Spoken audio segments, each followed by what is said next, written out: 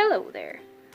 So this video has to do with lesson 8.4 in your books, and I'm using the examples from page 341.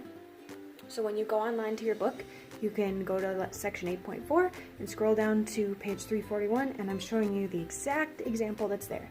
This is example number 2. So we're going to talk about finding the area of composite figures, and we're going to add in a few new shapes that we haven't had to find areas for yet this year. So one of them is a triangle. We're going to try and figure out those, and the formula for that is 1/2 base times height. And then we're also going to work on finding areas of parallelograms, which is almost the same formula, but it's area equals base times height. So there's no 1/2 in there. Okay, so in this particular example, they have a shape for you. And I already color coded it because there are 3 composite figures inside of it, right? Or I guess there are 3 shapes that make up the composite figure. So the first one is a triangle. I showed that in green. Then we have a rectangle, and there's a parallelogram.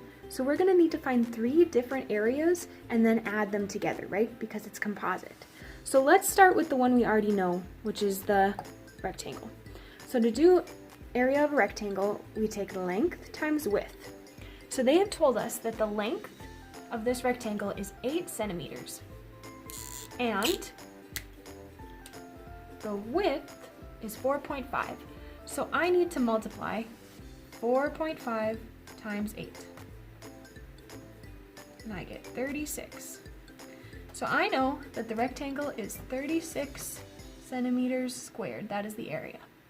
Check, that part is done. So now we get to move on to the new shapes. Let's look at triangles.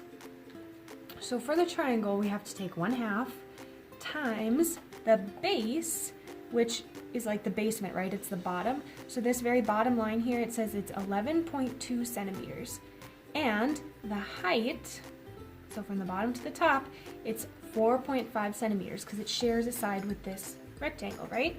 So I'm going to have to take 1/2 times 11.2 times 4.5. And I'm going to do this on my calculator. And I'm going to put in 0.5 because that's half, right? Times 11.2 times 4.5. And I get 25.2. So 25.2 centimeters squared is the area of the triangle. So now we only have one shape left, the parallelogram. And to do that, we've got to follow our orange formula up there that matches the orange shape. So we do area equals base times height. So same thing over here when we're looking for the base, like in the triangle. So the base is at the bottom. The base of this is right down here. So 8 centimeters is what they say our base is.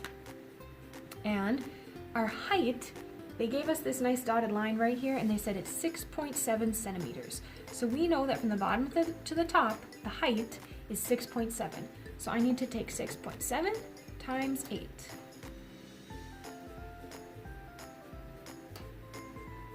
And I get 53.6. So the area of that parallelogram is 53.6 centimeters squared.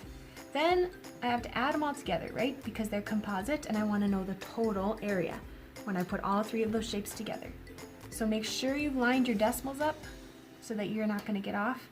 And if I'm adding them up, I get 114.8 centimeters squared. And whenever we have areas, we always want to label with whatever the measurement is, so like feet, centimeters, inches, whatever, and we always square it because areas have squared measurements. So take all your shapes, put them together, and you've got areas of composite figures.